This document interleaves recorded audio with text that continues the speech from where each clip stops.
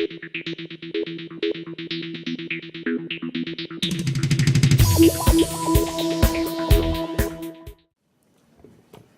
right. I'd like to welcome you to the January 28th regular meeting of the Portsmouth School Board. We appreciate your support in improving public education, and we appreciate your attendance this evening. At this time, I'd ask you to stand for a moment of silence, and afterwards the chair will turn the meeting over to Dr. Bracy.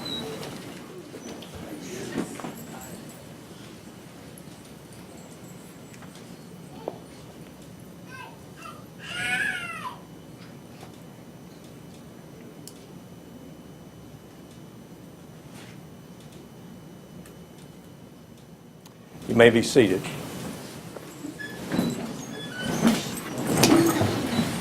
Dr. Bracy. Thank you, Chairman Parent. First of all, I'd like to say good evening to everyone.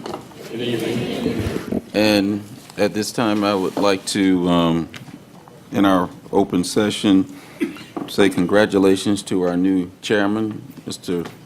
Parent. Thank you. And our Vice Chair, Mrs. Williams. And congratulations on your appointment. Look forward to working with you all. As we get into the agenda, we have visiting with us tonight Lakeview Elementary School. And as Ms. Dawn Harris and Destiny Vaughn, as they come forward, I would like to share some information about them. Accompanying them is Ms. Sonia Harrell, the principal. Dawn is a 5th grade honor roll student at Lakeview Elementary School. She has received a number of honors and awards, including Good Citizenship, the Principal Stars, and Student of the Month. She's a member of the Tidewater Community Studio, where she pursues her interest in jazz and hip-hop dance. She wants to join a dance team in high school. She hopes to follow in her mother's footsteps and attend Old Dominion University, where she plans to study art and then pursue a career as an artist. Dawn's parents are Demetrius and Candace Harris. If the parents are present, will you all please stand at this time?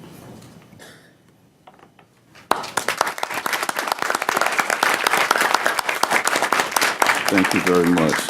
Next, Destiny Vaughn. She's a 6th grade honor roll student at Lakeview Elementary School. She has received various awards, including Principal Stars and Student of the Month.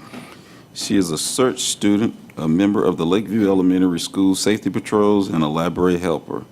She enjoys reading, coloring, watching cooking shows, and participating in the youth group at her church. She plans to attend either Harvard or Yale University and graduate at the top of her class. That's great. She wants to pursue a military career after graduating from college. Destiny's parents are Brian and April Vaughn, and if they're present tonight, will you all please stand? Thank you very much. And today is a special day for Destiny. Today is her birthday. And this is her 11th birthday. Did I get that right, Destiny? No. What is it? 12. 12, okay. That's right. Yeah, I know you don't want to go back. You want to get, you're so close to being a teenager. Well, just because I messed that up and I said you're 11 and you're 12, I've got a special treat for you. Mr. Wiggins, will you do the honors for me, please, and present her with a little token?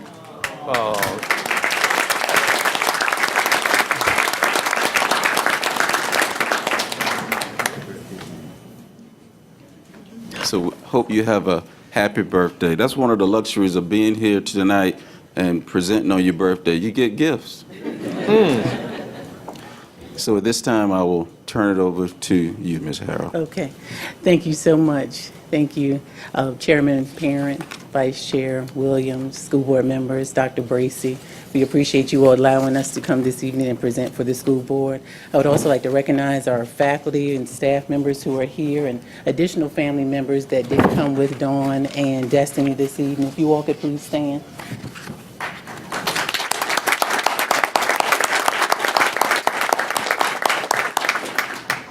And also in front of you, I know next month is School Board Appreciation Month, so we wanted to give you a token to let you know that we do appreciate you, and we thank you for everything that you all do for us. Thank you very much.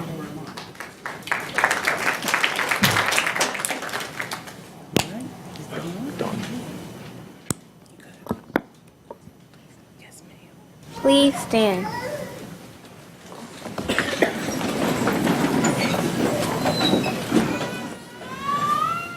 I pledge allegiance to the flag of the United States of America and to the republic for which it stands, one nation, under God, indivisible, with liberty and justice for all.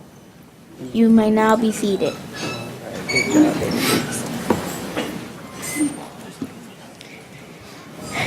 Dear Chairman Parent, Vice Chair Williams, school board members, Dr. Bracy, and special guests. This evening, I want to tell you about all of the wonderful and exciting things going on at Lakeview Elementary School, the home of the Dolphins. At Lakeview Elementary School, we have educational activities such as the SWL tutoring program for grades 3 through 6. It is a great way for students to receive extra help in reading and math from teachers and specialists. This intervention helps students prepare for math and reading SOLs.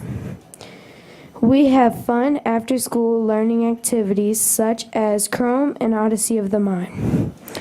Chrome is for grades 5 and 6, and it encourages students to become interested in entering math, science, engineering, and other technical-related fields. Odyssey of the Mind is an educational program that provides creative problem-solving opportunities for students from kindergarten through college. Our school has a team of 4th and 5th graders who are excited to compete this school year.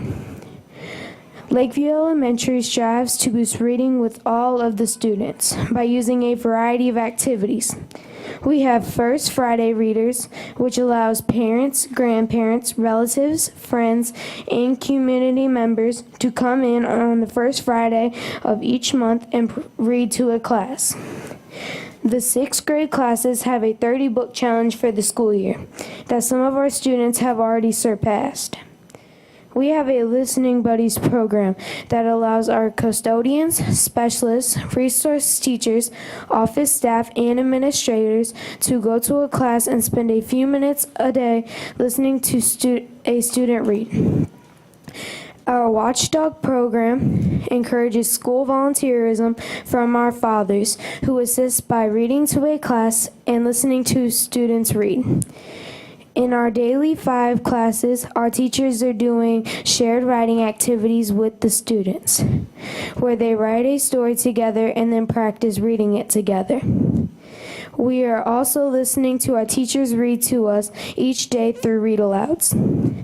Building good character is also important at Lakeview Elementary, and we have a character education board for that purpose. Each month, the teachers select a student from their class who has displayed the character trait of the month. Those students receive a certificate, a prize, and their pictures are featured on the Character Education Board. The Character Education Board is used to decrease office referrals and suspensions, promote academic success, and create a wonderful school climate. Students in grades 5 and 6 who show good character and maintain a C average or higher have the opportunity to be selected as a safety patrol. The safety patrols help keep our hallways and cafeterias safe. In conclusion, Lakeview Elementary has many wonderful and exciting activities to offer children. It is also a great place to learn. We encourage you to stop by for a visit sometime and read to a class. We are ready to sign you up for a First Friday. Thank you. All right. Very good.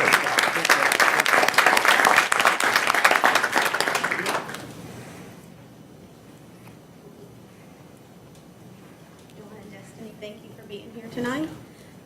Thank thank you for putting a wonderful face on Lakeview Elementary and telling us about all the wonderful things. And keep working hard and keep dreaming. Yale, ODU, go Monarchs. Thank you guys for being here. Thank you. Y'all have a great night. Thank you.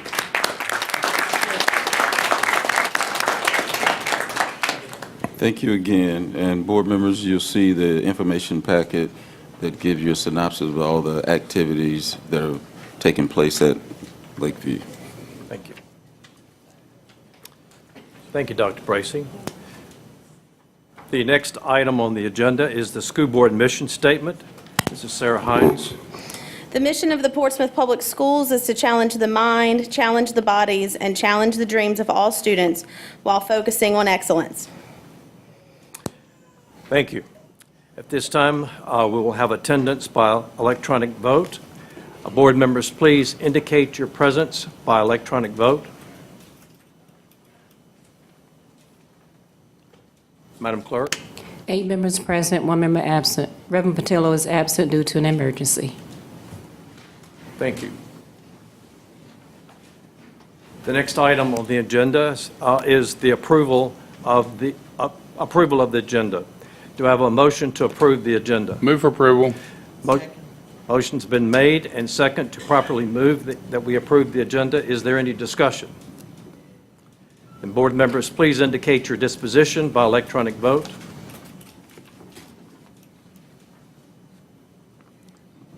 Madam Clerk. It's unanimous. Thank you.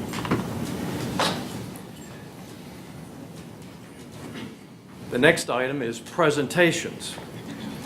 Resolution of commendation for Woodrow Wilson High School. Dr. Bracy.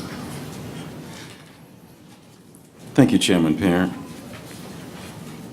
Before I ask the Special Forces Band and the Rifle Regiment to come forward, I'd like to share some information.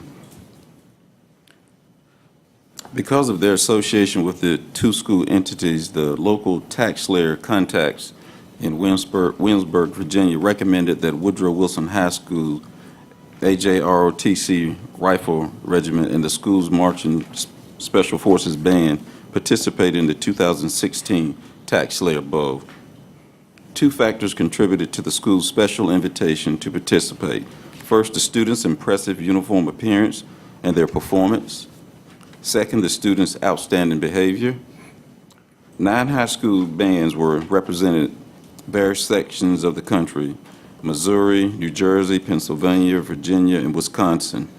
Woodrow Wilson was the only band in the Commonwealth of Virginia selected to participate in the halftime show. Our Wilson students performed in an exemplary manner with the United States Marine Corps Band from Parris Island, South Carolina. Wilson was the only band to be featured during the postgame. John R. Jenkins, the band director, had the distinction of leading the bands onto the field. And I think we have a presentation, a video presentation that we want to show at this time.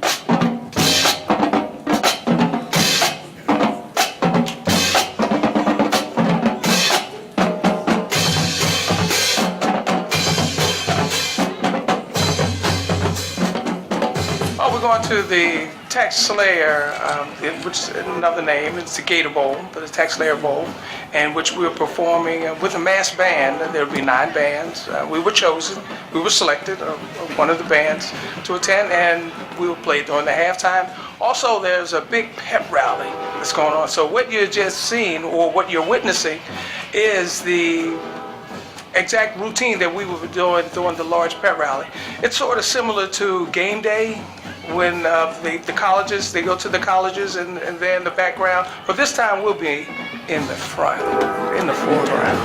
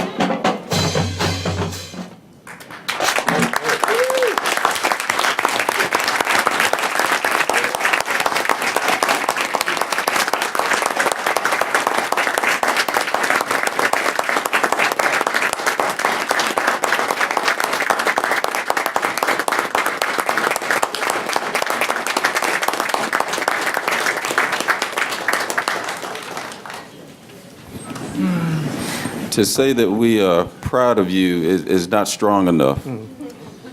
And I hope that you all enjoyed that experience, because one thing we know for sure, you represented us well, and we're very proud of you, and I want to say thank you for that. At this time, Mr. Wiggins will come forward. We have a presentation, a resolution for the school at this time. I would ask Mr. Parent, Mrs. Williams, Principal Dr. Bracy, Principal Johnson, Director Jenkins, and Colonel Dickens, if you would join us at this time. Oh, here we go.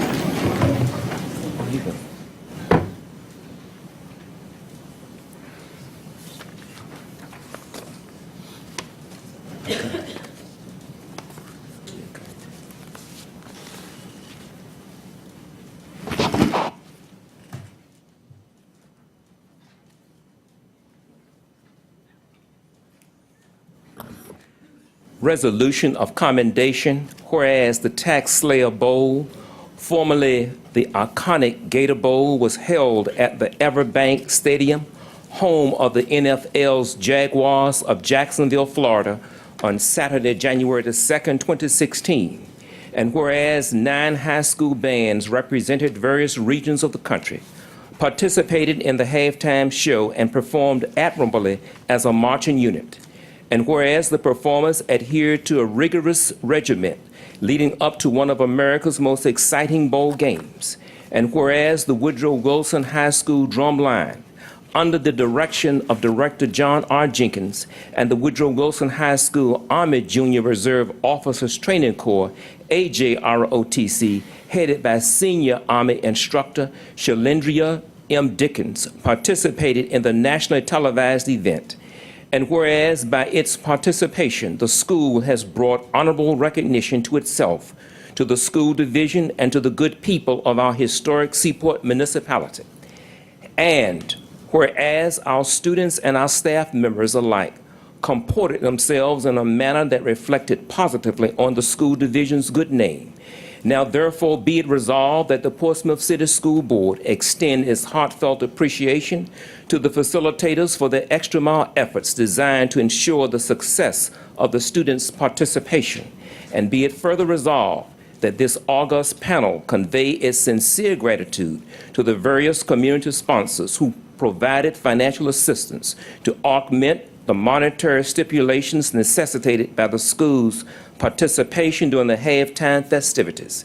And be it finally resolved that this resolution be made a part of the school board's permanent records, and that a framed copy of this expression be formally presented to Woodrow Wilson High School at the board's regular monthly meeting scheduled for Thursday, January 28, 2016.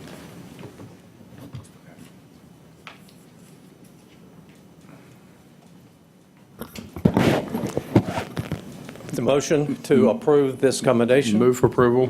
There's a motion been moved and second. Would you please vote by electronic vote? And Somebody. someone would vote, please, for me. Mrs. Hines, would you vote? Mrs. Williams, and thank you.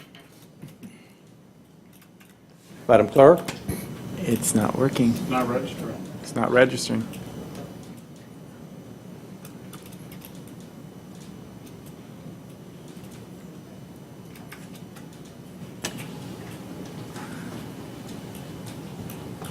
There we go. I've got one. Is that okay? Yes, it's unanimous. Very good. Thank you. All right.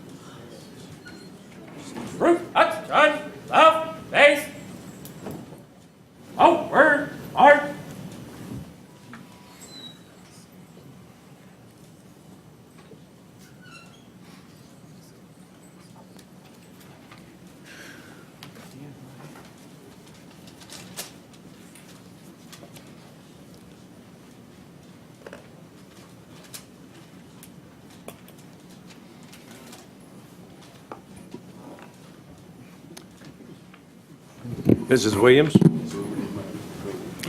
Thank you, Chairman Parent.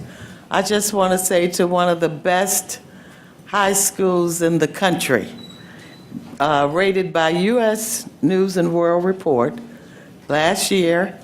Mr. Johnson says he puts it on all of his letterhead, stationery. He announces it every morning, and we want the public to know that it was rated one of the best high schools in the country. And they did receive the Bronze Award for 2015.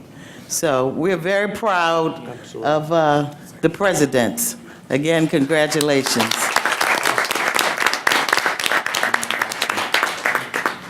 Mr. Nance? Thank you, Mr. Chairman. I think we're in a unique situation in that we had 2 schools named to that list. One of them, which was Churchland High School, which was previously led by Dr. Susan Bechtal, and currently at the helm is Mr. Wallace, my former assistant principal. Thank you, Mr. Nance. All right, at this time, presentation recognition of school attendance for December. Dr. Bracy? Yes, sir. As Mr. Wiggins is coming forward to give that presentation, I want to, and Dr. Taylor will probably do it in her report, but I wanted to go ahead and recognize Jennifer Thomas, our supervisor, our new supervisor of instructional technology. If she would stand, she was in the early session, so she had to leave. Okay. We just wanted to make sure that we welcome her to the PPS family. Good.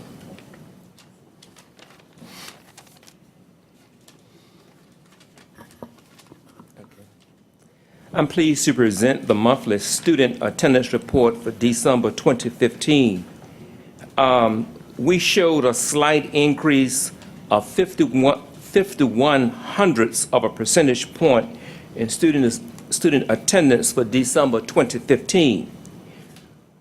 When we look at our preschools, our 4 preschools saw a modest increase of a 1.5 percentage point over the previous year. For the 4th time this year, Mount Hermon captured the attendance banner, winning with a 96.25% attendance. Churchland achieved 2nd place honors with a 93.4% attendance.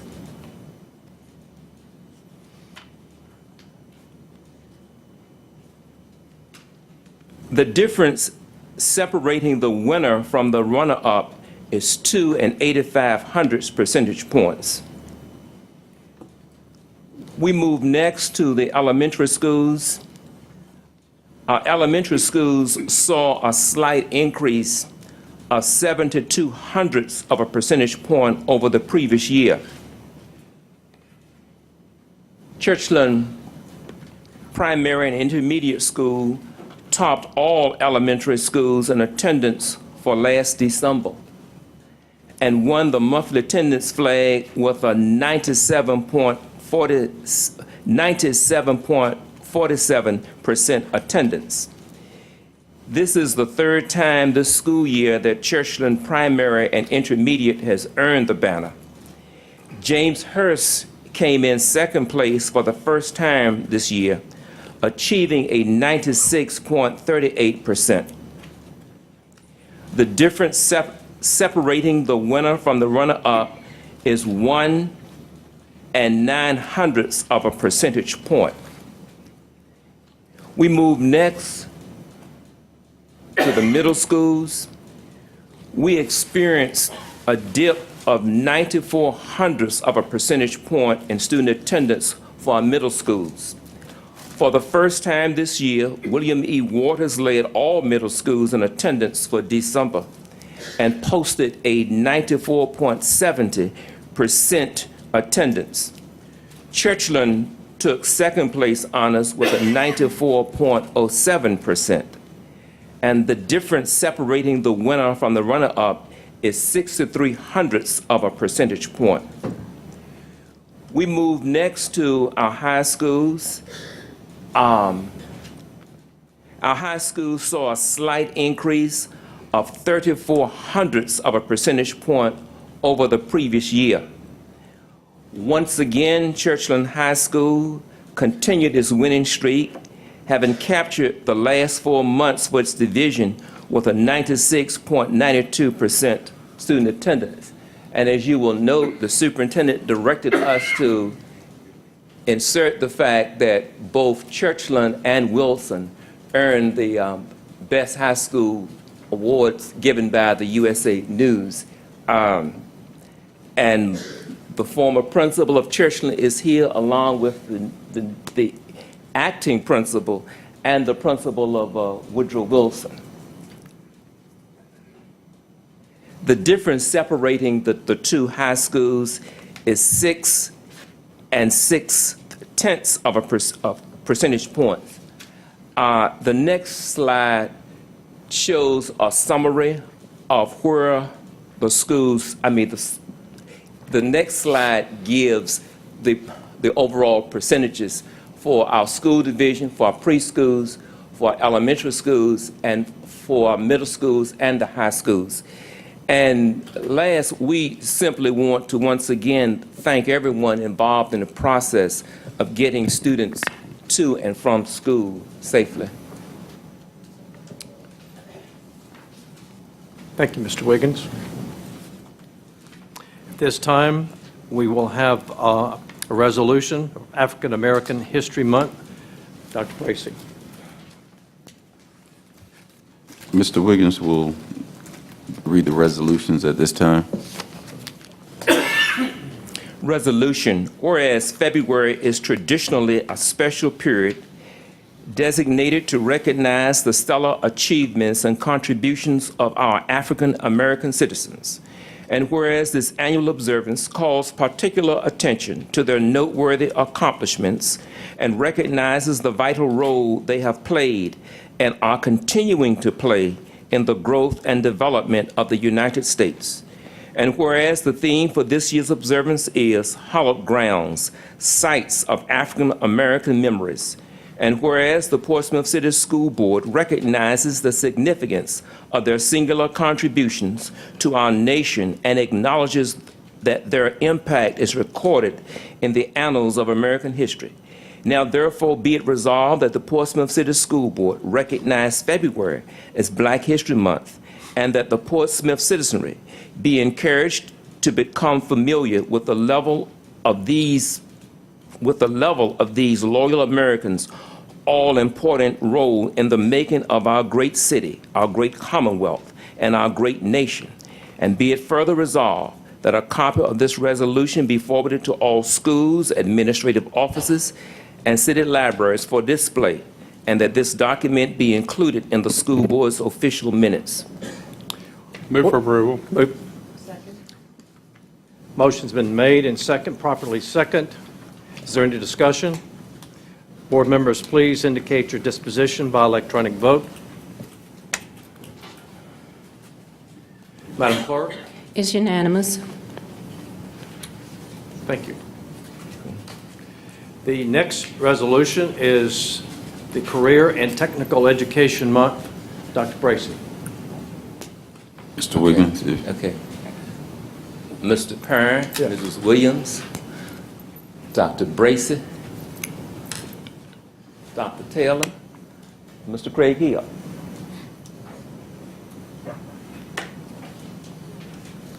We got No, I'm sorry. Oh, did you call us? Oh, Come down. yeah. I did probably secret. I thought he was just. Man, I didn't blink.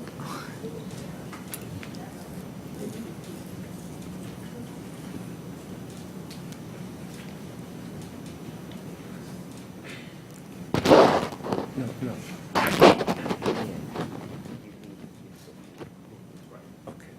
Resolution, whereas profound economic and technological changes adversely affect the structure and the nature of work and ultimately place increasing demands on our education system. And whereas career and technical education provides our nation with a school to careers connection and is the backbone of a strong, well-educated workforce, one which fosters productivity in business and industry and contributes to America's leadership in the international marketplace. And whereas career and technical education provides students with rich experiences in practical, meaningful applications of basic skills such as reading, writing, and mathematics, which are designed to improve the quality of their education, to motivate potential dropouts, and to provide appropriate opportunities for all students to experience leadership opportunities. And whereas our career and technical education program affords students an opportunity to acquire lifelong learning experiences required in order to achieve success in today's society. And whereas the ever-increasing cooperative efforts of career and technical educators, business and industry stimulate the growth and vitality of our local, state, and national economies by preparing graduates for career fields forecast to experience phenomenal growth in the next decade. And whereas the theme for this year's observance is Opportunities for Career Success, now therefore be it resolved that the Portsmouth City School Board recognize February 1st through 29th, 2016 as Career and Technical Education Month, and be it further resolved that this resolution be made a part of the school board's permanent records, that copies be widely disseminated throughout the school division, and that a framed copy be formally presented to the Curriculum and Instructional Services staff at the board's regular monthly meeting on Thursday, January the 28th, 2016. What is the board's pleasure? Move for approval. Motion's been made and properly second. Ms. Hines. Board, would you please indicate by electronic vote? And Mrs. Hines, would you please vote for Mrs. Williams and myself, please? Madam Clerk? It's unanimous.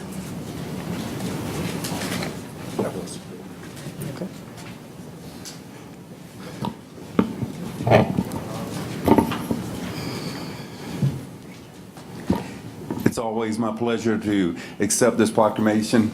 Over the last few years, when we come here, it gives me a lot of pride to come and stand up here. We represent close to 6,000 students in the programs and across all three high schools and middle schools. And I brought with me tonight just two students to represent what we are all about. And one of them, of course, is Janelle Garland, who's a nursing student over at IC Norcom High School, will be taking her certified nursing assistance test in 2 weeks, and so she'll have her certification and plans on to go into either RN or maybe be a doctor one day. And we also have Amar Abdullah, who's a welding student over at Churchland and wants to continue on at TCC. So this represents a lot what that proclamation just said. So thank you all again.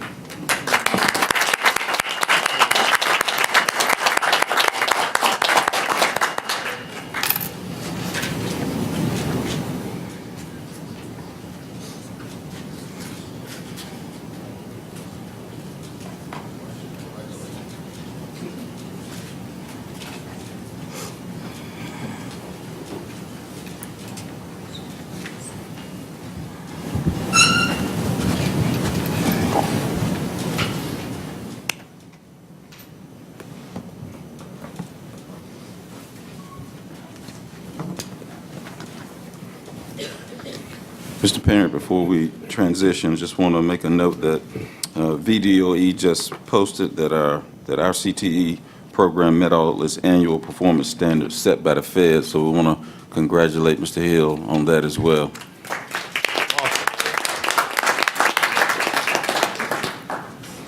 All right, moving along. Next section is minutes, the approval of the minutes, electronic vote for December 3rd and December the 17th. What is the board's pleasure? Move for approval. Motion's been made and properly second. Is there any discussion? Board members, please indicate your disposition by electronic vote.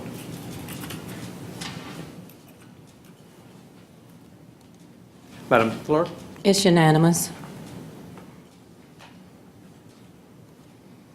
At this time, we will have public comment. Public comment for non-agenda items, and then we'll also have public comment for board agenda items. Madam Clerk? The Portsmouth City School Board is always interested in hearing from the citizens of its community. If you have registered to speak prior to this meeting, the clerk will call your name when it is your turn to address the school board.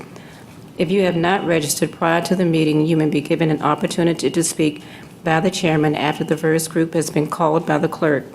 When speaking, please keep your comments focused on issues that are of general interest to the school division and the community. This public comments period is for non-agenda items only. Due to the length of our meetings, the school board requires that you keep your comments to 5 minutes. An additional few minutes may be granted by the chairman. Ms. Zanita Stewart.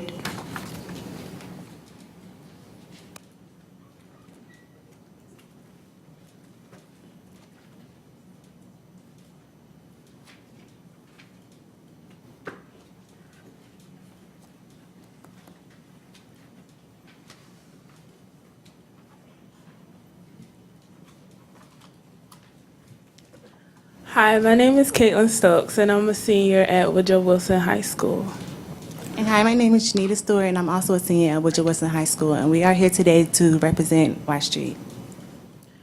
Wash Street is a youth volunteer program of the Virginia Foundation for Healthy Youth that focuses on promoting healthy living in Virginia. That's where 24/7 comes in, helping Virginia schools be tobacco-free 24 hours a day, 7 days a week. We are starting by working for 100% comprehensive tobacco-free policies. If you want to see the 4 things that a 100% comprehensive tobacco-free school policy must have, you can see this info card that we have provided for you in your folder. The main idea is that tobacco products or electronic cigarettes are not being used by anyone, including staff and visitors, anywhere, including off-site events, and at any time. At Woodrow Wilson High School, we made a lot of progress towards being truly tobacco-free. We met with our principal, Mr. Johnson, to talk about how we can partner with him on the 24/7 campaign. He has committed to creating a 100% tobacco-free school environment, including using resources found in our 24/7 toolkit that we provided to him, and by hanging up free 24/7 tobacco-free signage. And you can find it in your folders on where to get them from. Similarly, the Portsmouth Public School Division is doing a great job to commit to healthy student, staff, and visitors. We are asking you to update your tobacco policy so that it is clearly 100% comprehensive. We have provided a copy of your current tobacco-free policy, and it only needs a few very small updates to make it 100% comprehensive. First, the policy specifies many places where tobacco and e-cigarettes are prohibited, but there are potential gray areas that it does not cover. In order to close any loopholes in this language, we propose that the language be updated to remove designated smoking areas. Right now, the superintendent can designate them. Include all property, whether owned, leased, or rented. Right now, it only covers the inside of certain buildings and structures.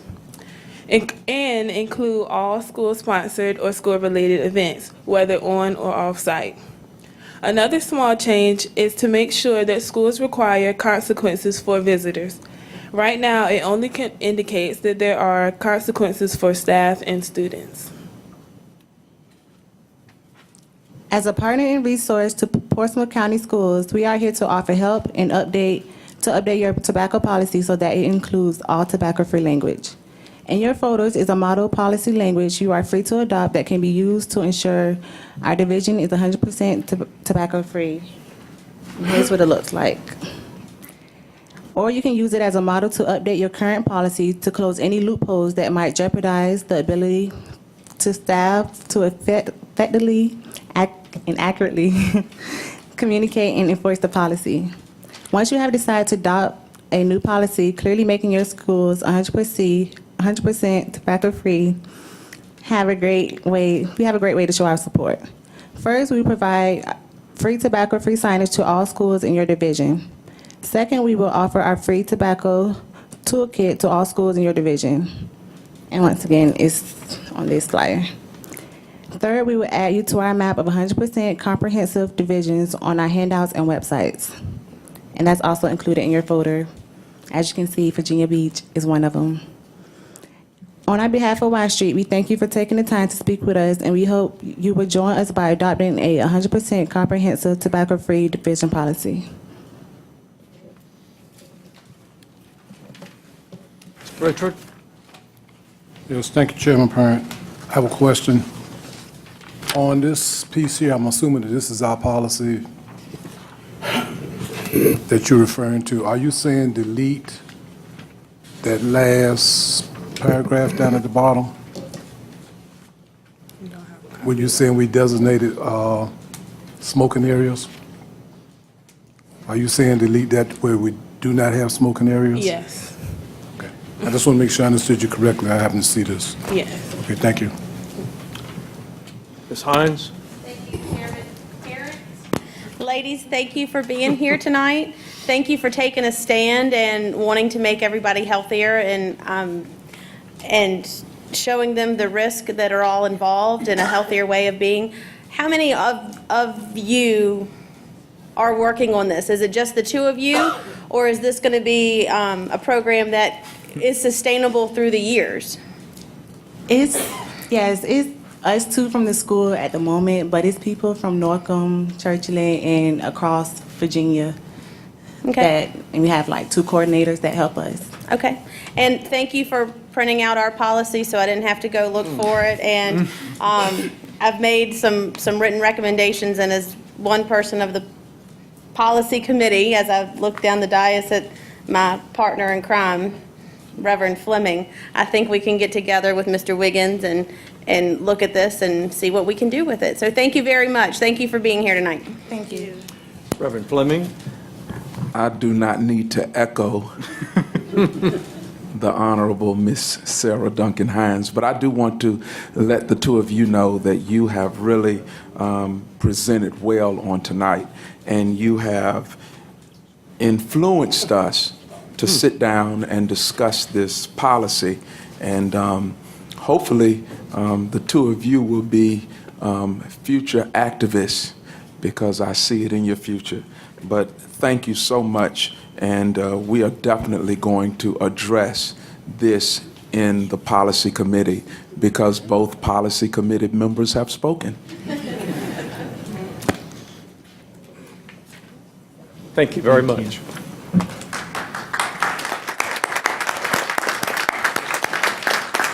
Madam Clerk, do we have any more speakers? Now, if there are any additional speakers, you may request permission to speak from the board at this time. This is for non-agenda items. Okay. Do we have any speakers for board agenda items? Okay. Thank you very much. Now we get into the good stuff. Curriculum and Instruction, a monthly report by Dr. Anita Taylor. Dr. Bracy. Yes, Dr. Taylor will come, and I know she's excited to give us some wonderful news about the CNI in our division. Dr. Taylor? Good evening. Chairman Parent, Vice Chairman Williams, and members of the board, it is my pleasure, as always, to give you the monthly Curriculum and Instruction report. From the Office of English, I report to you that several of our teachers visited the Wells Theater on January 17th to see The Hampton Years. This original work received its second production, and all of the resources for it are aligned with the Virginia Department of Education standards, and the teachers were able to receive some resources there for the genre of drama. From the Office of Mathematics, we're excited that we have a teacher, our very own from Churchland High School, Mr. Aziz Zarawi, who has been selected to go to College Board in Kansas City, Missouri, and be a reader for the AP exam. He will serve with college faculty and AP teachers from around the world to evaluate and score over 20 million free response answers on the AP test. Mathematics teachers incorporated the hour of code into their instruction. Recently, we had over 5,000 students who participated in that. I attended a regional assistant superintendent's conference recently, and the coding was a conversation that we had during that time. And many of the school divisions are debating whether or not coding should be a regular part of the curriculum. So we are excited that our students in Portsmouth are having opportunities to engage in coding activities. Portsmouth Public Schools will host a VEX Spring Regional on February 6th at Wilson High School from 9 to 5 p.m. We already have one team qualified for the state tournament on February the 20th, and we hope that this regional conference will give us the opportunity to add another team. January 19th through the 22nd, we participated in the Pennies for Peace campaign. This was our very first service learning project, and it was sponsored by the Office of Social Studies. It was completely voluntary, but we did have a number of students who participated. December 9th through the 10th, we had teachers who presented in a series of engaging and interactive professional development for social studies. Nancy Rubin, Wilani Wilson, Laura Ellis, Lindsay Hagan, Sonia Irving, Carla Jacobowski, Daryl Eli, Angelique Chapman, John Brown, Tanisha Feister, Christine Willis, and Brooke Archambault. I'm sorry. From the Office of Special Programs, and by the way, several members of our team, our CNI team, and principals are currently attending the National Title I Conference in Houston, Texas this week, so they are not able to be with us tonight. The Title I Annual District Parent Advisory Council meeting was held on January 20th. We didn't have quite the turnout that we did with the first one, but we did have a few parents that showed up, I think about 9 or 10 parents, and they were able to talk about the parent involvement policy and do some revisions with that. The Title II grant has been revised, resubmitted, and we are awaiting final approval from VDOE. The Office of Special Programs has refined and updated registration guidelines for pre-K and kindergarten for dissemination to parents, social media, and our school websites. The 2016 All-City Music events began Saturday, January 23rd. We have included a comprehensive schedule with this so that you will have the dates for all of the performances and events and be able to disseminate that information. Right. The Jazz Legacy Foundation has awarded the Office of Music through the Portsmouth Schools Foundation $7,000 to be used to purchase much-needed musical and instrumental supplies. And in addition, Port Town Magic, the jazz band students will be afforded the opportunity to play with the Earth, Wind, and Fire Band on November 9th. They probably don't even know who they are, but I love them. Oh, we do. The foundation will provide the location of this event at a later time, and I will let you know because I plan to be there too. That'd be great.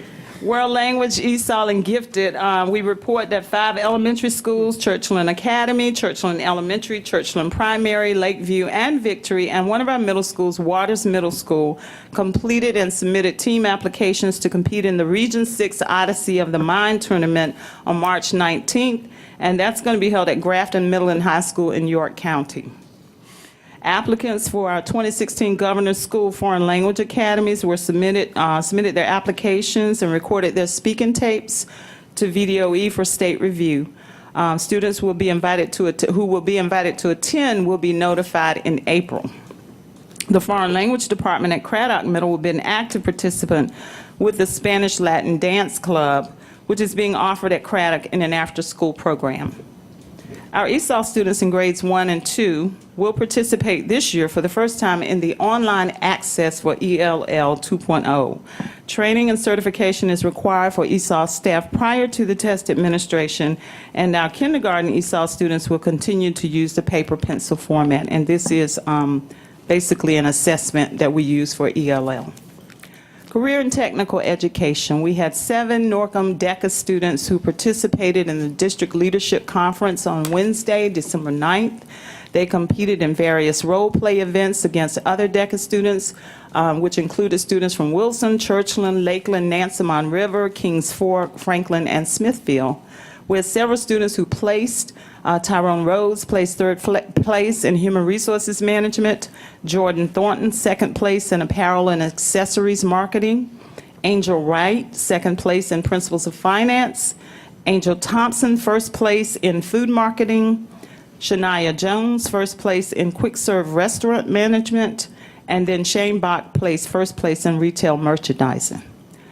Jordan Thornton, Angel Wright, Angel Thompson, Shania Jones, and Shane Bach will be moving on to the State Leadership Conference in March, which will be held in Virginia Beach. I also want to report that we have attached the certifications and occupational competency assessments as requested at the previous meeting. This is a list of what we currently offer and who the issuing organizations are for those certifications. In addition to that, I am pleased to report that we are adding 2 courses to our CTE course offerings for 2016-17. We are in the process of getting approval for Sports Medicine 1 and 2, which will carry a certification with that, and video production, which will enable us to utilize our own PSET, which is our own TV station. And that's exciting. The Office of Adult Education has issued their Winter Spring 2016 brochure, and it's available on the Adult Education website. It includes class offerings, locations, and/or fees, and they are also ponying those out to our schools within our division and different businesses and agencies. This concludes our curriculum and instruction report. Are there any questions? Yes. Mrs. Hines? Oh, I'm sorry. I do have a question. I have several questions. Under the Title II grant has been revised. What was, and resubmitted, why was it revised? I mean, what was? I believe there was a piece that was left out in the original document. I don't see, yeah, Ms. Hales is at the Title I conference. She's the one who submitted it. But there were a couple of things that we needed to revise, and we submitted it to include those, and we are expecting full approval on that. Okay. My other question is under the certifications, the National Sports Medicine Certified Trainers, that's proposed, the National Academy of Sports. Where is that going to be held? I mean, is that, that's an exam that I would take? Mr. Hill, would you like to speak to that?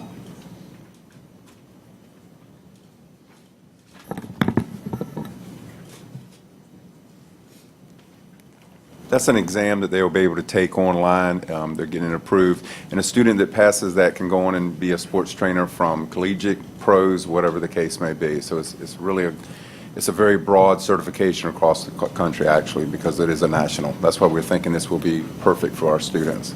Great. And the other thing is the welding examination, Skills USA. Yeah, the welding, as you know, we're trying to expand our welding program and add some more classes through TCC where students will take not just one welding course over there, but will take a series. We want to get those stackable credentials, so therefore they will be qualified to take that welding exam. Currently, with only one welding class, they're not able to take this certification. So when we add those other 2, they will be able to take that right through TCC. And I wanted you to know, school board members, if you received your journal this month, the American School Board Journal, and under the electronic school, it says coming around again. Under the note course, there's no child left behind, but has been replaced by every Student Succeed Act, and that was passed in December, and it says that CTE now is included in the definition of a well-rounded education along with math and English, among other traditional academic subjects. So, you know, once it was, you know, Congress tried to eliminate funding for it, and now it seems that it's coming around again. So it was a good article and a good thing that for as a board, we're going to have to be looking at CTE programs and enhancing that. Mrs. Hines? Mr. Hill, Dr. Taylor, thank you. I'm going to stay on the CTE trend for just a minute. One of the things I really enjoy is seeing kids work and succeed in something other than academics, because not not everybody is going to be academically inclined. I have a brother who loves to work with his hands, and if we would have had more of those in school, he probably would have found his passion a lot sooner. But I go back to where many of us stood in here with the mayor and talked about engagement of students and engagement of citizenry. And I think CTE and expanding our courses, looking at what the innovation in the state legislature is doing right now with adding a career in tech, basically pipeline in the upper levels of high school, will help engage our students and for them to see the what next, rather than high school being it for a lot of them. They don't exactly know what it is that they can do or they want to do next. And so showing them and giving them these opportunities is truly important to make sure that we do promote all of our students and not in just the academic way. I love the list of CTE courses that you've given. Thank you. The addition of those two is just wonderful, because I did have welding on my list of ones to ask about, considering we are in a marine town, a marine city where welding and machinist all go. One of the other things I would look at too, or I would ask that we think about looking at, Dr. Bracy, I know this has to go through you, but looking at apprentice partnerships. You know, for our students that are not necessarily going to complete a certification, or we don't have a completing certification for that, but looking at an apprentice track where we do applied math and applied chemistry so that they can go into other aspects, not necessarily through the CTE and the certification track. So we do know that that is coming for our high schools, and that is something that I would be very interested in seeing us getting here as well. So thank you very much. Mrs. Williams? It's okay. I think she was going to say something. Oh, I'm sorry. I just wanted to emphasize to you that we are committed to making sure that we offer a number of access programs to our students. Dr. Bracy and I recently met with the provost at TCC, as well as some members of Halifax Community College, to look at ways that we can expand our first college or dual enrollment programs, and perhaps even look at offering those courses to even some of the lower students rather than just 12th grade. As a person who has studied dual enrollment, I'm very committed to career and technical education. It is true that not all of our students want to attend a four-year university, but the current research shows us that many of our students cannot afford to attend a four-year university. And in a school division such as ours, we need to make sure that our students leave with the requisite skills to be competitive in our workforce. And so we want to make sure that we continue to expand our CTE programs to represent that, and also to gain information from them that would help us to build programs that they might seek out. No, Ms. Williams. Sure. Thank you, Chairman Britt. That's all right. Parent. We're good. We've been calling Bridge for chairman for 25 years, so it's going to take us a while to do this. We're good. Yeah, but thanks to Mr. Hill for presenting us the course offerings. And I was wondering, is it possible to have them run on our PSET channel? Because people in the community always say we don't do Absolutely. any career and technical Absolutely. Education. So, you know, how we, and they could run continuously. I mean, you would know, the say- segment in the segment. Mr. Rawl is in the process of providing highlights of some of our programs, particularly our special programs. She has been out videotaping students in our CTE programs. In particular, she, I know, has taped the culinary arts students, and that will be running on PSET. We will include with that a list of the list programs of the that are offerings. available for parents. Yes, Right. And also at our meeting that Chairman Parent and Dr. Bracy and I had, we just were in a discussion about CTE and the possibility of, I know it's long-range planning, but putting the career and technical school back into the school division. Yes, ma'am. Instead of them having to go through TCC, because they still have to pass that competency test to get into TCC. So that's something that I would like to promote and also work with our council liaisons to see if we can certainly start talking about that. Yes. Because that's something that we continuously hear. I know I do in the community when we're out. And they talk about the program that they used to have at IC Norcom, I believe. Right. Technical So that would be wonderful if we could focus on trying to bring it back in our school division. Yes. But thank you for what you do. Thank you. Thank you, Ms. Williams. Mr. Nance? Thank you, Mr. Chairman.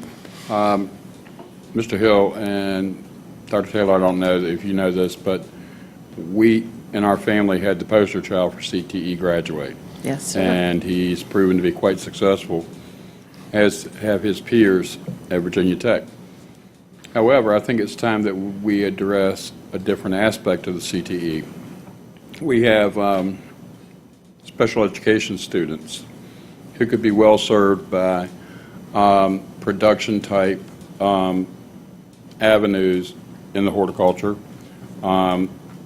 We have Lancaster Farms, we have Bennett's Creek Farms, who need people who can do certain tasks over and over. Also the culinary arts. There's no reason why we can't develop a program with a special ed model. And I think that, you know, we've been outside the box, First College, other things, and if we came up with a special ed CTE program, I think that people would go, whoa, these people are thinking. Because just the high school graduate doesn't need to have focus or work or beyond high school. Our certificate holders need to have the same as well. And Well plus, they actually are our responsibility till they're 22. Yeah. So we need to embrace that and do something about it. Thank you. Well noted. Mrs. Hines? Sorry, you mentioned something in your comments back to me, and then Board Member Williams mentioned something about long-term planning, and so I was going to wait till board member comments, but it all goes together now. Dr. Bracy and I discussed earlier in the month, right after Christmas, about a job fair.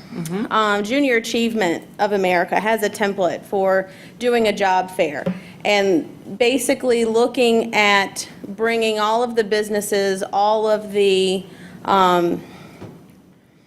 community partners in, and basically doing a vendor fair for our students and for our middle school students, so that they can see 5 and 10 years out what jobs are going to be available for them, what level, what type of education they need, what type of money they could be making. And for that student who loved medicine, oh, I don't want to do 7 years. Well, what else can I do in the medicine field that will still get me there?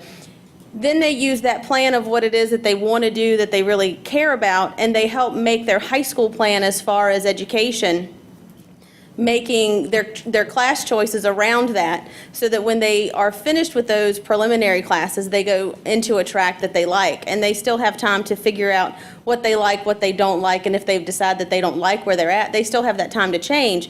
But they see how their education is relevant to what it is that they're going to do, and knowing that most of our students drop out after 9th grade, and a lot of time that is because there is a lack of engagement and a lack of relevancy. I'm thinking if we can put this together, this would be something dynamic for our middle school students to set them up for success in high school, but then also have them look what is after the 13 years that they spend in Portsmouth Public Schools. We can do that. Okay? May I You wanna add comment, something? if you don't mind? That's a great point. This year, we're celebrating our 10th annual career fair over at TCC. Last year, we had 1,000 students show up, 70 vendors in the community that were there. What we call this is a career awareness from the 7th grade to the 12th grade. The first hour, 12th graders come in with resumes and can meet and try to interview for jobs. And then in the last part of the career fair, the 7th through 11th graders come in, and they have to get their passports stamped by different vendors showing they went through the process. And when they're done with the career fair, that end of the night, they go to their guidance counselors who are there on site, and they say, hey, I want to go into this field. I saw an engineering or a welding or a veterinarian, I want to do that. What do I have to take? So I think we're addressing that needs, and we're having this on March the 9th on a Wednesday. I hope to see every one of y'all out there, in case you want to even change careers maybe down the line. It's a real good awareness for everybody. Back in the schools and stuff, we currently offer the CNA certification. We had the nursing student here. So we are doing one of those things in the schools and not just going through TCC with the culinary and the horticulture and the child care and the CNA and the hotel marketing. We have these programs. I believe Ms. Williams said it, we need to let the public know what we're offering. That's the problem there. We have the programs, we just need to get the word out, and that will happen. Thank you. Okay. That's it. Thank you. Thank you. Moving right along of our Human Resources Report, Mr. Scott Ziegler, Dr. Bracy. Yes, Mr. Ziegler, please come forward to share with us the HR report.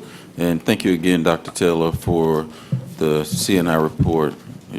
Always exciting. And I would like to add that the addition of the sports medicine, that's one of the fastest growing programs that if you talk to students and you ask them what their major is, and they say it's sports management, sports training. So that is definitely a move in the right direction, because those kids that are going on to college, it'll give them a step above everyone else that are going into that same field. So I'm glad to see that one. Thank you. Thank you. Thank you. Good evening, Chairman Parent, Vice Chairman Williams. Happy to present the Department of Human Resources monthly report. The Department of Human Resources and the Benefits Office hosted a retirement seminar on December 9th. Presenters from the Virginia Retirement System gave attendees information about basic VRS benefits, planning for retirement, and the process by which one enters retirement. Approximately 75 employees attended the seminar, and if all 75 of those retire, we're going to have a very busy summer. HR specialist Crystal Satchel and Shauna Hyman have been busy visiting schools and departments throughout the division. The purpose of these strategic visits is to determine staffing needs, fill current vacancies, and determine how the Department of Human Resources can provide support to school-based administrators. The department is in talks with Norfolk State University and Hampton University to develop a partnership between Portsmouth Public Schools and the School of Education at each institution. Once established, the agreement would allow PPS employees to take classes and earn credit at a reduced tuition rate. In return, PPS would add NSU and HU to our growing list of partner institutions, which currently includes Old Dominion University and Regent University. The department hosted a substitute onboarding on January 21st and welcomed 23 new substitute teachers to the division. During the session, candidates completed new hire paperwork and received training on basic classroom management, following learning plans, and interacting with students. The department will be hosting monthly substitute sessions through May in an effort to strengthen our core of available substitutes and reduce our rate of classes not covered by a substitute teacher. The 2015-2016 Teacher of the Year Committee, chaired by HR Staffing Specialist Shauna Hyman, has met and interviewed candidates for the citywide Teacher of the Year. During the coming weeks, members of the selection committee will make unannounced classroom visits to see the teachers in action and interacting with their students. Thank you. Mr. Lamb? Thank you, Chairman Parent. Just two questions here real quick. You had mentioned, the first one you had mentioned about the hiring of 23 substitute teachers. And I even noticed on the website, that there was an ad looking for bus drivers and substitute teachers. Can you speak to roughly how short we are in this area of substitute teachers? It's not necessarily that we're short, although we can always use more. We have currently about 325 or so substitutes on our roll. Okay. Of those, 150 work on a regular basis. Some days we have 175 classrooms that need to be covered, and so if we only have 150 working, it can create issues in the school. Now, that's an extreme example. Our normal day-and-day operations, classrooms are covered, but we want to always be increasing the number of our substitutes because many people see that as a temporary position or a stepping stone position, so they're always rotating in and rotating out. So what I've asked my staff to do is to let's be continual replenishing those roles so that we have as close to 100% coverage as we can day in and day out. Okay. And then my second question, it does have to do with transportation and bus drivers. I'm curious because the questions came up with regards to procedural changes with regards to the utilization of personal leave, sick leave, and with regards to shuttle runs and so forth, that if you're out, that possibly you won't be able to do your shuttle run or the extra runs the next day. Can you speak to that as well? I can't personally speak to that. It's not a policy that has come through Human Resources. We have heard that, and I've asked Shauna Hyman, who is our HR specialist over the Transportation Department, has been meeting with them, and we're trying to really clarify what's going on over there. I don't mean to defer, it just wasn't a policy that came through Human Resources. So you're So saying... we're investigating it because we've heard the same calls that you've heard. So you're saying that your department has met with them? We have met with them briefly on that topic, and my understanding is that they have some proposals that they would like us to vet, but we have not yet vetted them, and I have not yet seen them. Chairman Parent? Yes. I'm trying not to make the mistake of That's okay. kind of a thing. With regards to this issue and with the information that we have been given, I think this is something that needs to be addressed and looked at to see if this is an actual procedural issue versus a policy issue that should have been brought forward with this. Thank you. Dr. Bracy? Yes. And then Mr. Nance.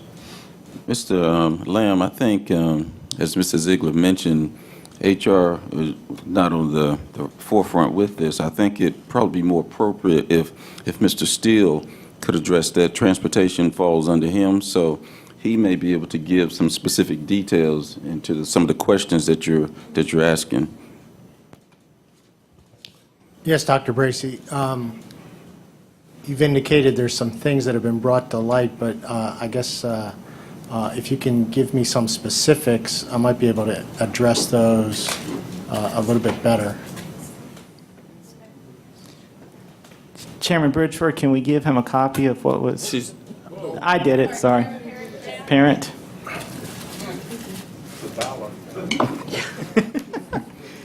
I owe you. That's all right. Be nice to have a... Some of this has been with regards to that it was a procedural change with regards to how to address, I guess, attendance and whatnot, and that if someone was out sick, that their shuttle runs or the extra runs that they were scheduled for, they would not be allowed to do when they came back. There was also a question about seniority as well. So, I mean, I see a 4-page document, 5-page document on a procedure. So what is the specific question about the procedure? I think the question is that this was something that, was this something that started this year? Well, one of the things that transportation, that I've basically directed transportation to do, is put together a transportation manual with written and transparent policies and procedures. Because one of the complaints before is that they would get different answers from different supervisors on the way things should be assigned or things like that. So one of the efforts is to have something in writing so everybody knows exactly what the practice is. How far along are we with that? We do have a number of different policies. I mean, we're actually using policies and taking a look at policies from several different districts and coming up with a best practice So it covers a number of areas. If you look at transportation manuals from other districts, I mean, it's a fairly thick manual. But I mean, if you have specific issues, and one of the things that, again, the whole objective of this was to have the policies and procedures in writing, so people would know what they are. Everybody has access to them. Also, anybody can make a comment about what a procedure is and make recommendations for changes. Mr. Nance. Thank you, Mr. Chairman. As a point of order, I think that you have selected a subcommittee on operations. Right. That should probably go through the subcommittee to raise any questions. We've only received this evening. Right. And it's quite unfair to put anyone on the spot to ask them questions about this. Right. I would appreciate if you gave your subcommittee a charge. Yes. And we would proceed through Mr. Steele and others in the operations department, because we have to have a cohesive plan with which to address policies, procedures, and whatever, and it can't be disjointed. Right. Asking the wrong department and this, that, and the other. It's just wasting everyone's time. Right. Thank you. And Mr. Nance, you and Reverend Patillo are on that committee, so I would like for you to review this policy and bring a recommendation back to the board. Also, Review it, please. maybe if Reverend Patillo and I could meet with Mr. Steele or somebody Yes. in transportation to see the motivation and get an explanation. Right. This is someone else's Right. interpretation of apparently a new procedure or whatever is put in place. I would really like to know what the administration has put forward, and then we can come to a happy medium. Okay. Thank you. Dr. Whitaker. This is on a different topic. Do you have a timeline in place as far as the Norfolk State and Hampton University agreement? We don't have a specific timeline because we are working in dialogue with them. Okay. And their responses sometimes come immediately, sometimes there's a lag between their responses. So we're going to continue to work with them and not pester them, but gently send reminders so that we keep it on their forefront, on their front burner as well. All right, thank you. Thank you, Doctor. And just one question, and maybe y'all, HR has been doing this before. For the Teacher of the Year, it says, during the coming weeks, members of the selection committee will make unannounced classroom visits. Is this the first time we've done it, or has this been the procedure in past years? It's been the procedure for many years. Okay, Yeah, very good. the whole, my understanding is the whole committee doesn't show up to one classroom. I was getting ready to say. But maybe 2 or 3 from the committee will visit each classroom. Okay. Thank you. No other lights. We'll move on to the next item, which is the Employee Transaction Report, January 26th. What is the board's pleasure? Motion's been made and properly second. Board, would you please indicate your disposition by electronic vote? Madam Clerk? It's unanimous. All right, moving on to the next item, which is the amendment to the employee grievance procedure. What is the board's pleasure? Move for approval. Motion's been made and second that we approve the that we approve the Part 3 of the grievance to a hearing officer as discussed, and appoint Dr. Suzanne R. Rice to serve as the hearing officer through June 2016. Please indicate, is there any discussion? Being no discussion, please indicate your disposition by electronic vote. Madam Clerk? It's unanimous.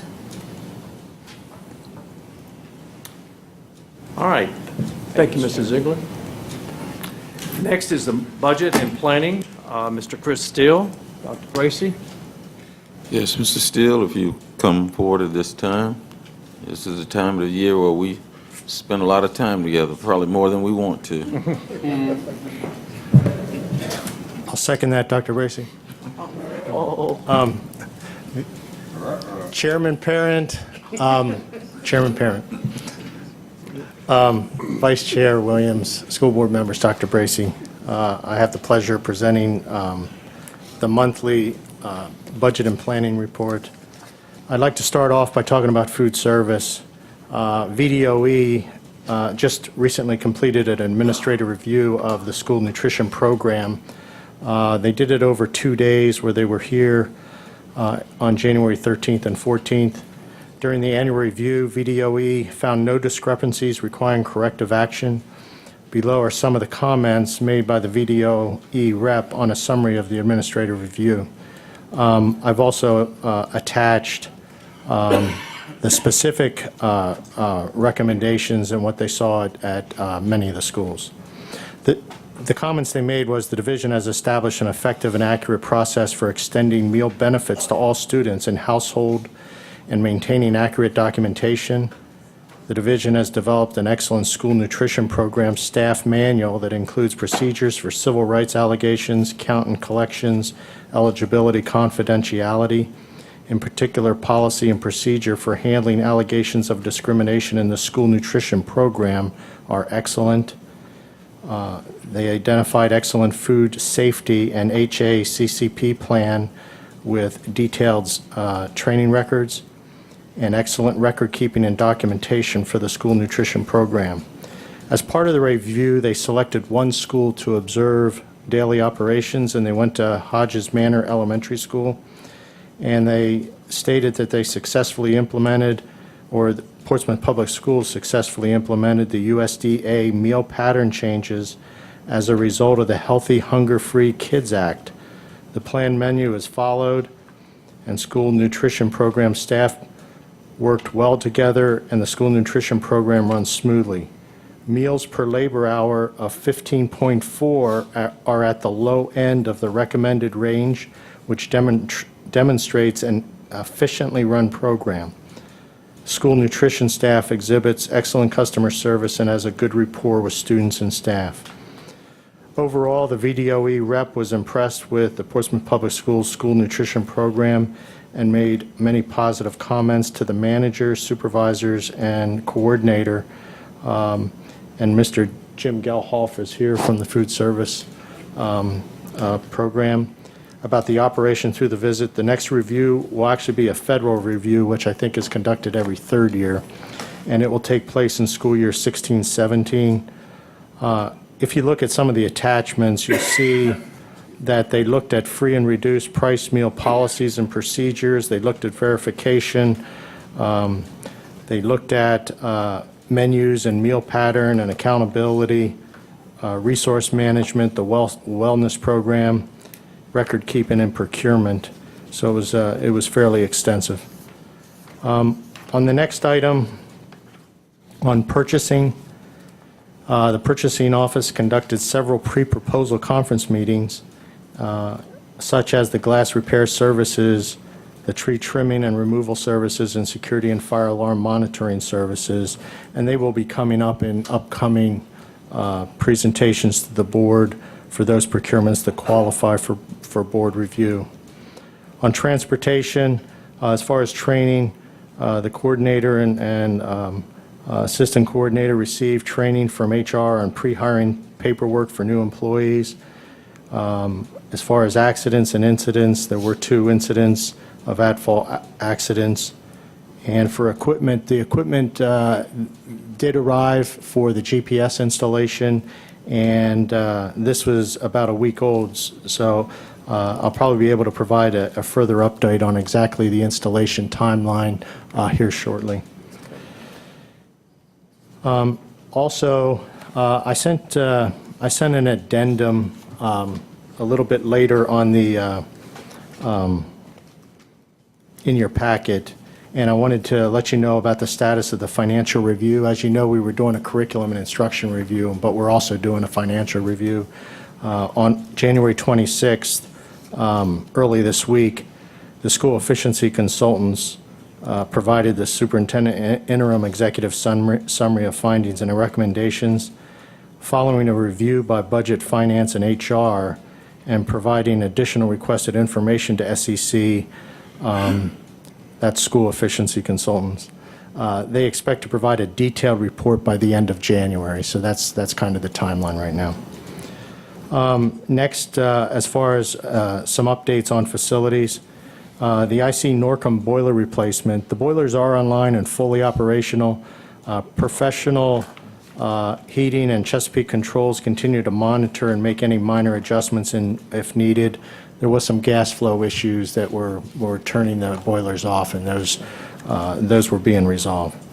The Churchland High PA system, and completion was scheduled for Friday, January 29th with training with Churchland High School administrative staff, support services, and IT.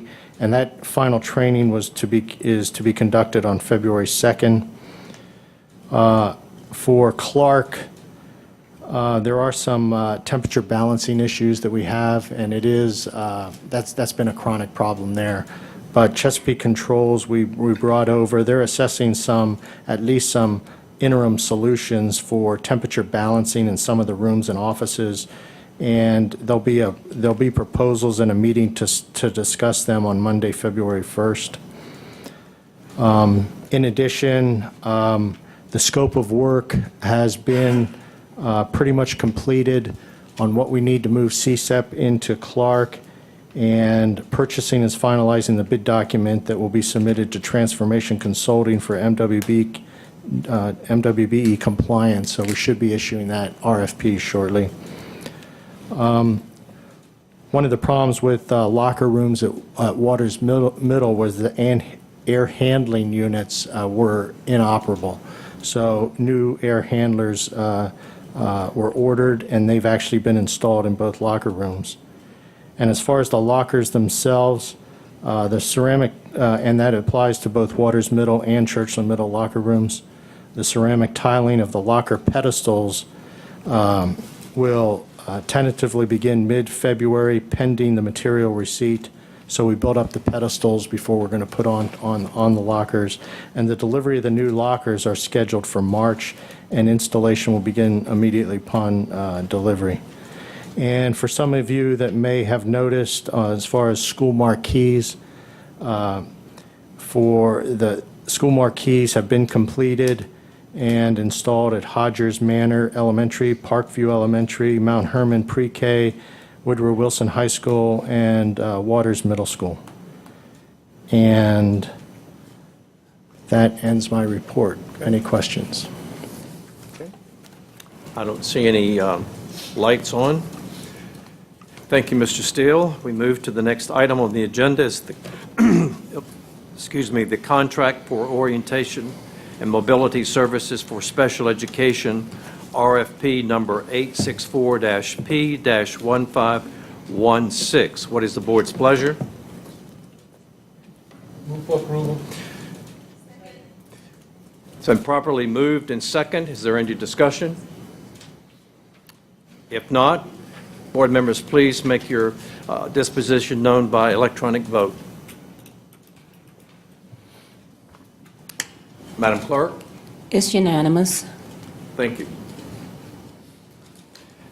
The next item on the agenda is contract for food service equipment repair services, RFP number 859-P-1516. What is the board's pleasure? Move for approval. Motion's been made and properly second. Is there any discussion? If not, board members, please indicate your disposition by electronic vote. Madam Clerk? It's unanimous. Thank you. Moving on to the next item, the school board MWBE policy revision. What is the board's pleasure? Move for approval. Second. Motion's been properly moved and second. Is there any discussion? If not, board members, please indicate your disposition by electronic vote.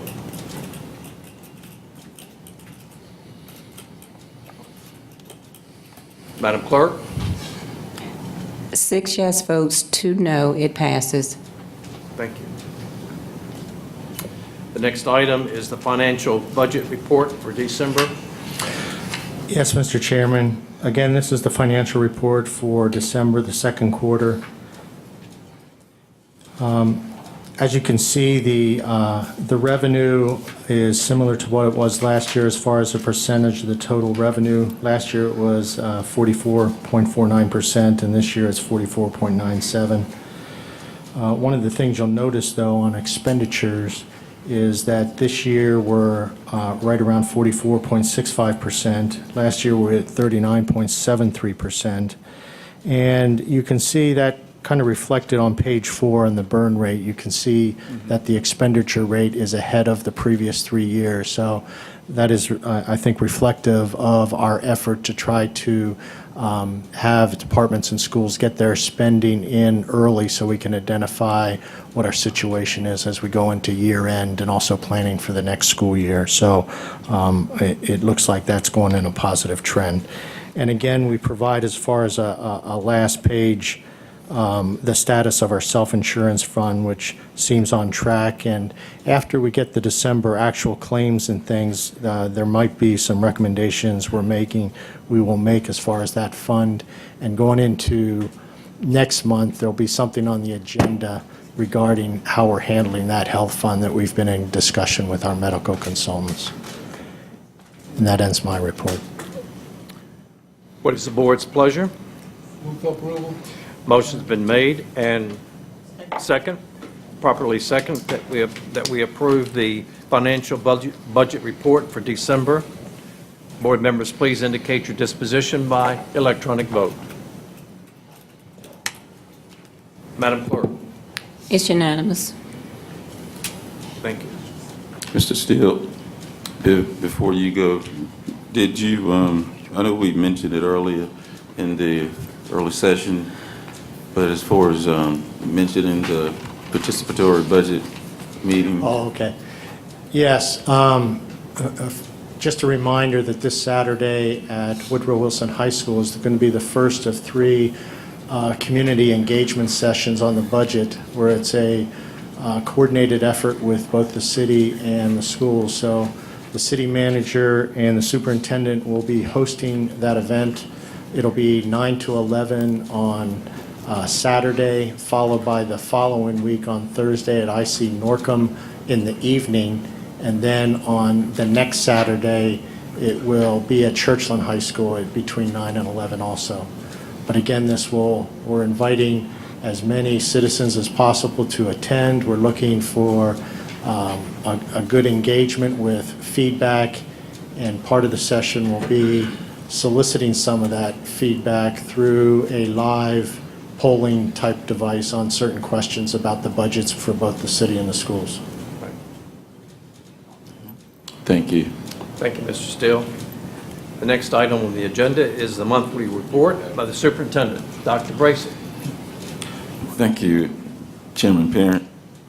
Just a few things I would like to share is that, as you all know, we're in the midst of the SOL testing with our high schools, and they're going well. And what we plan to do, maybe at our next work session, is maybe give some preliminary results in terms of where we are, where we can discuss those. As we know, none of this is final or official until the end of the school year, so we will have to share these with you in closed session. Also, we have the mid-year evaluations with our administrators, our principals. Dr. Fox, Dr. Taylor, and I are in the middle of those after completing the first round. Now we're moving into the mid-year, and one of the things that I've asked them to look at and have the dialogue with are with the benchmark data. One of the questions that we want to ask is that what are you doing with the data? You know, now that you see that you may be behind where you were last year, what are some of the things that we're doing to try to move ahead? So that's one of the things that we're focused on in there is instruction. The Information and Technology and Public Information Office has been working on giving us a new look. And the redesigned website will be unveiled the first week of February. And at our next work session, we will give the board members an overview so you can see exactly what it will look like. As you probably know from your email, we are asking if you want to send some updated information for your bios. Please get that in to us so we can make sure we include that in there. I think you'll be pleased with the new look. It's more user-friendly. You can go there and access information readily, so you won't have to spend time trying to figure out where things are. You can easily navigate through it. And effective January 29th, school board meetings will be available on YouTube. So you can subscribe to our channel to see what's happening across Portsmouth Public Schools. And I would give you the link, but it's kind of lengthy, but we'll make sure that we post it, and that way everybody will have it. So we want to make sure that everybody get a chance to visit and see the wonderful work that we're doing. If you don't live within our viewing area, anyone can go to YouTube and see it. So we hope to have a million views. There you go. And you can look, if you look attached to my report, you will find the public information report. I've asked Ms. Durrell to provide some links and also be a little bit more specific in some of the things that we're focusing on, so that you can see some of the things that we are actually doing as far as public and community relations. And that concludes my report. Thank you, Dr. Bracy. The next item on the agenda is board members' comments and concerns.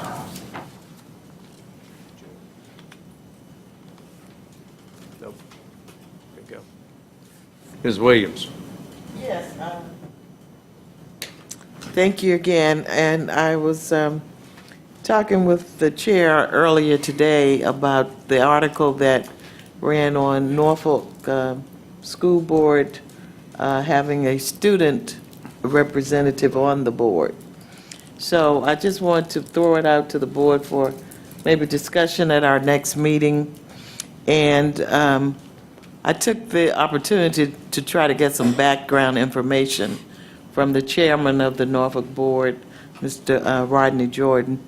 So he sent me the criteria and the policy that they use. And what they do is they ask the high school principals to recommend 3 people. Then the superintendent interviews and recommends to the board.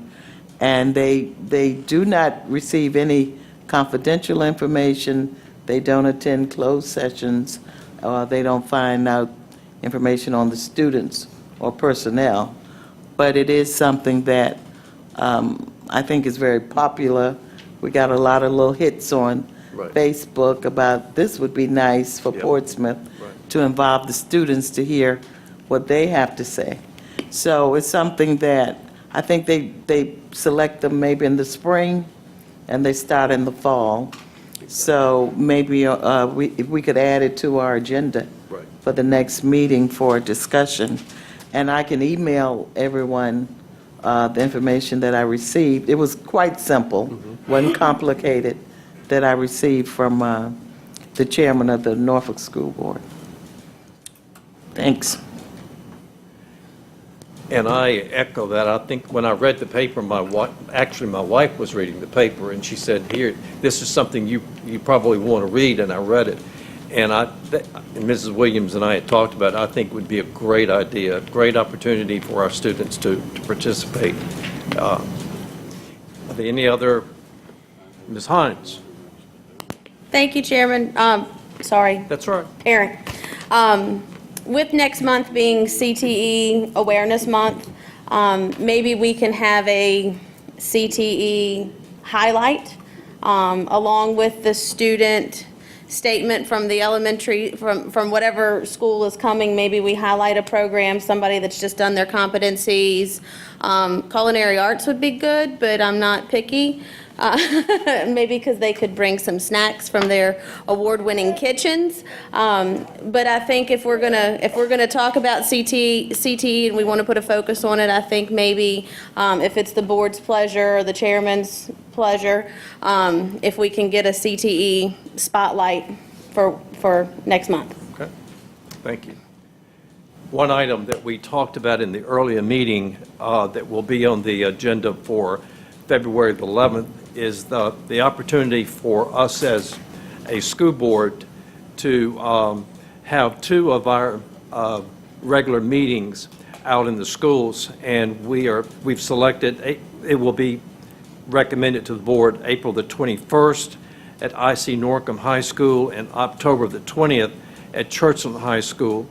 And the purpose is to open up communication between the board and the citizens. So what we're doing as a board is relocating this meeting and taking it out to both sections of town so that our parents and students can come before the board and address the board on any issue. So we look forward to opening up that dialogue between our board and our citizens. So I don't see any other comments. The last item on the agenda is adjournment. If there's any other business that needs to come before this board. If not, this meeting's adjourned.